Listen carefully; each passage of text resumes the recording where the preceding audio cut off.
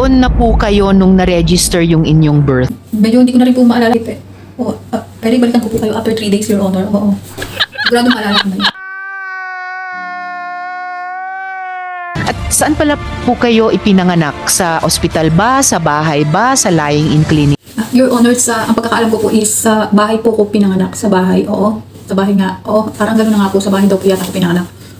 And Your Honor, kumadrona daw po yung sa akin, kumadrona. Then pagsalo daw po sa akin ng kumadrona, paglabas ko dun sa, ng nanay ko, alam nila, kifay, gano'n.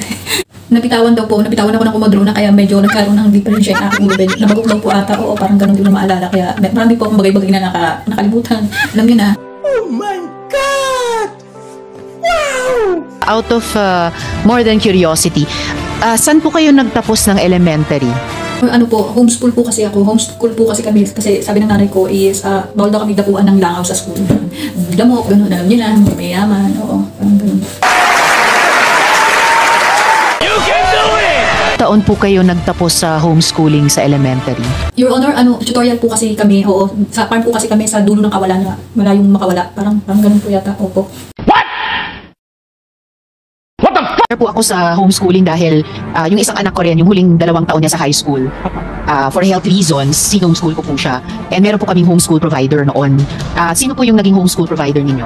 Your Honor, yung nag-homeschool po sa akin is teacher lang po. Opo, dire-diretso yung homeschool namin. Teacher lang po siya. Pero di ko lang po alam kung nagpapanggap lang po ba ng teacher o ano po kasi wala akong maalala sa lahat ng tinuro niya po. Opo, Your Honor. Stop it. Get some help. Gago! And during the hearing, ma-recall pa rin at masabi sa amin sino yung homeschool provider ninyo. At naalala ko po, ang teacher ko lang po is, ang pangalan lang po niya is si Teacher Senyora. Opo. Opo, Senyora lang kasi wala siyang apelido. Opo, yun lang po naalala ko. Senyora lang ang pangalan ng teacher ko. Opo, Your Honor. Wala siyang apelido. Yun na po talaga. Gago! Pagkatapos ng homeschooling, kung nakuha po yung grades niyo sa homeschool provider tulad ng ginawa namin nung aking anak para makapag-high school naman siya, saan naman po kayo nag-high school? Your Honor, dire-diretso po kasi yung pag-homeschool ko. Opo, hanggang sa maging mayor ako, dire-diretso po yung pag-aaral ko, homeschool. Oo, parang ganun yata.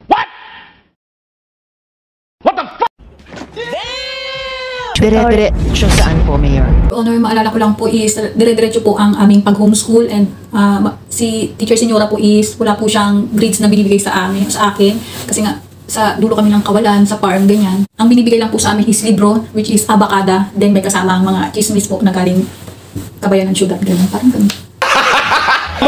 Gago! Okay, medyo nalalabuan ako ng konti sa ganyan dahil Your Honor, hindi ko na po maalala. Ever since po talaga si Senyora lang ang nagtuturo sa amin, nakakachismisan. Walang grades or kahit ano. Basta okay na po yun. Parang ganun. Hindi ko na talaga maalala, sumasakit yung ulo ko. Your Honor, hindi ko rin po alam. Actually, hindi ko rin po talaga maalala kung bakit ako naging mayor. Ganyan. Pagising ko parang mayor na ako. Ganito na tura ko.